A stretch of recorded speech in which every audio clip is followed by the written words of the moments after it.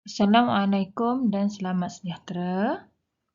Okey, bertemu kita hari ini sambung tajuk yang baru bab 5 iaitu jirim. Okey, pengelasan jirim.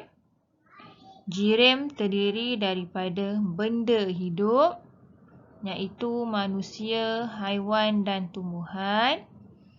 Manakala benda bukan hidup, contohnya udara, air, tanah. Okey, untuk maklumat awak, bukan semua benda hidup adalah jirim.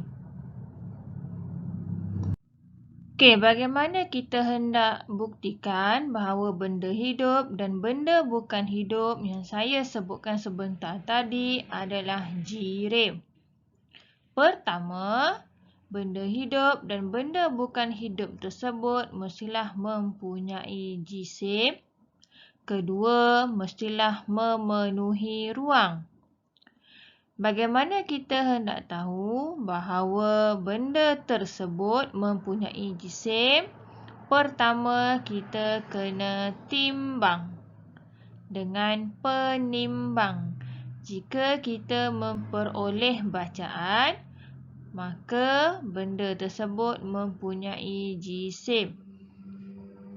Bagi memenuhi ruang pula, kita hendaklah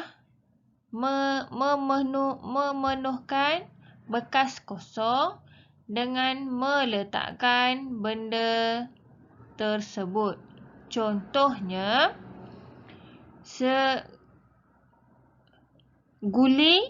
beberapa guli dimasukkan ke dalam bekas yang kosong dan bekas tersebut dipenuhi dengan guli tersebut.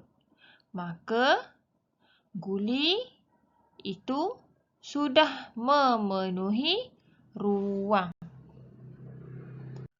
Okey, muka surat buku teks muka surat 139 anda akan lihat satu aktiviti yang menunjukkan bahawa benda hidup mempunyai jisim, benda hidup dan benda bukan hidup mempunyai jisim serta memenuhi ruang.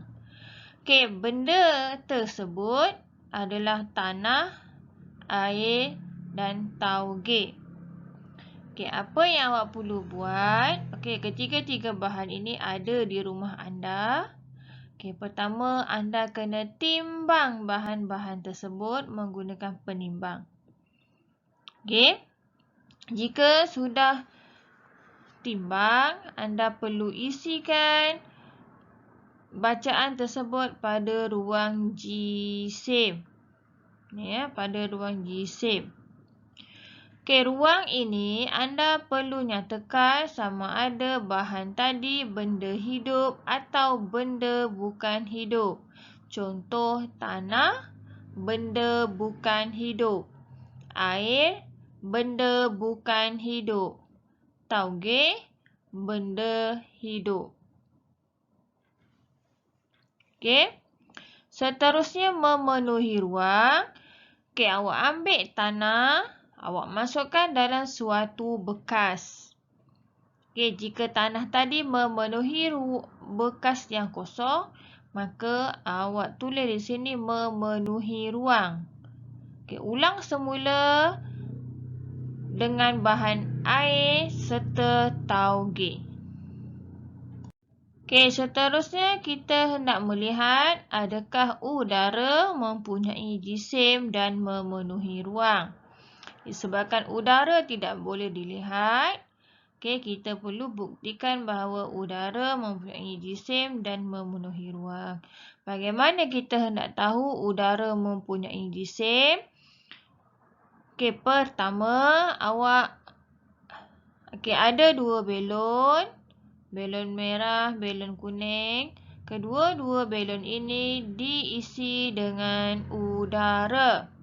Okey, maksud apabila belon ini diisi dengan udara, belon ini menjadi kembang, bermaksud udara telah memenuhi ruang belon tersebut. Okey, salah satu belon ini diletakkan pita selefon. Pita selefon ni seperti selotip. Okey, pada bahagian pita selefon ni dicucuk menggunakan jarum. Apa yang akan berlaku? Belon udara di dalam belon ini perlahan-lahan keluar. Apabila belon ini menjadi kempis, belon kuning ini akan menaik ke atas. Jadi, kesimpulannya, apakah kesimpulan yang dapat dibuat daripada aktiviti ini? Jawapannya, kesimpulan yang dapat dibuat daripada aktiviti ini ialah udara mempunyai jisim dan memenuhi ruang. Soalan 1. Apabila ditiup, belon tersebut mengembang. Mengapa? Kerana udara memenuhi ruang. Nombor 2. Apa yang terjadi pada rod kayu apabila salah satu belon dicucuk dengan jarum penitik? Kayu ni rod kayu. Asal rod kayu ini adalah seimbang. Bila salah satu belon ini dicucuk dengan jarum peniti, maka rod kayu ini menjadi tidak seimbang. Jawapan dia, rod kayu menjadi tidak seimbang. 3. Mengapakah belon yang dicucuk dengan jarum peniti ditampal dengan pita selefon? Kenapa?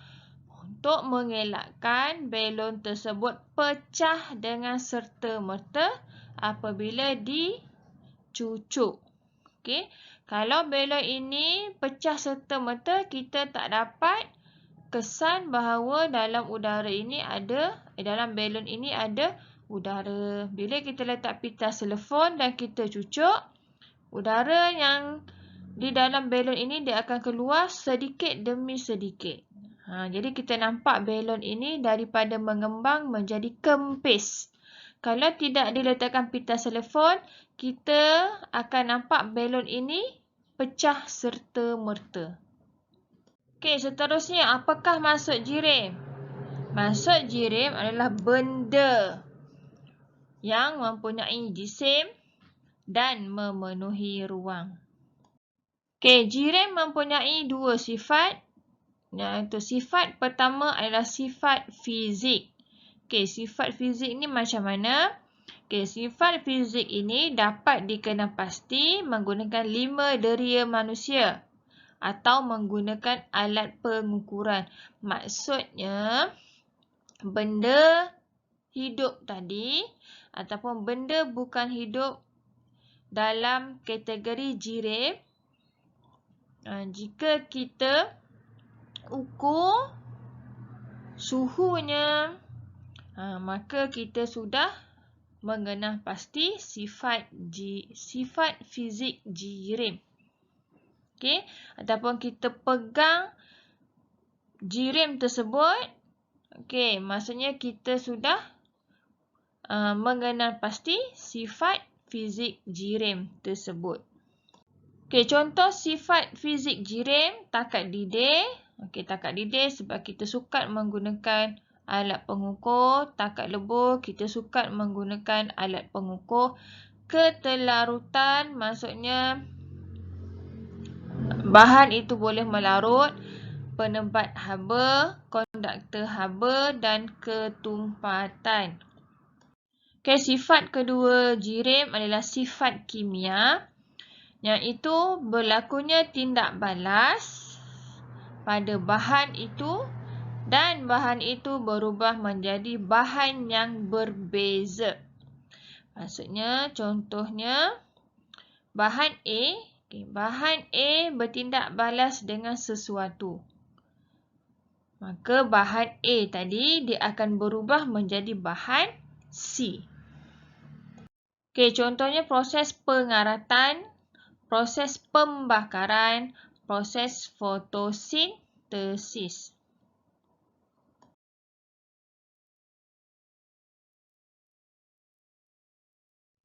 Okey, seterusnya ketumpatan.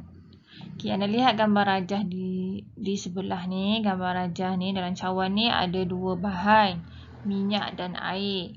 Kedua-dua bahan ini adalah jirim dalam keadaan cecair. Tetapi kenapa minyak berada di atas air? Okey, minyak berada di atas air kerana minyak kurang tumpat berbanding air. Okey, bukan sebab minyak ringan daripada air. Okey, jika ada bahan yang terletak di dasar cawan ataupun kita kata di bawah air, maksudnya bahan itu lebih tumpat berbanding air. Okey, semua bahan ada nilai ketumpatan masing-masing. Okey, nilai ketumpatan minyak ialah kurang daripada nilai ketumpatan air. Berapakah nilai ketumpatan air? Nilai ketumpatan air adalah 1 gram per sentimeter padu.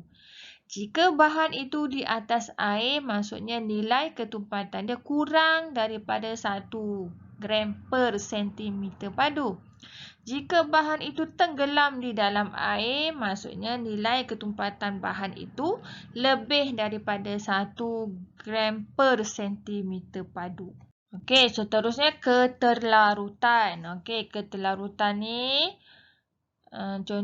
kita nak larutkan sesuatu di dalam cecair. Okey, kalau awak tengok gambar rajah ini, cecairnya adalah air kopi. Kita nak larutkan gula di dalam air kopi. Adakah? Maksudnya kita nak tahu gula dengan air kopi ni kedua-duanya adalah jirim. Tapi kita nak tahu sifat gula, sifat fizik gula ni adakah dia boleh melarut. Jadi kita dah biasa buat kan, setiap pagi buat air. Jadi kita tahu gula boleh melarut di dalam air kopi. Maksudnya sifat fizik bagi gula adalah melarut. Okey. Selain kita sebut gula, kita boleh sebut gula ialah bahan pelarut. Air kopi ialah pelarut. Air kopi yang sudah bercampur dengan gula kita panggil larutan.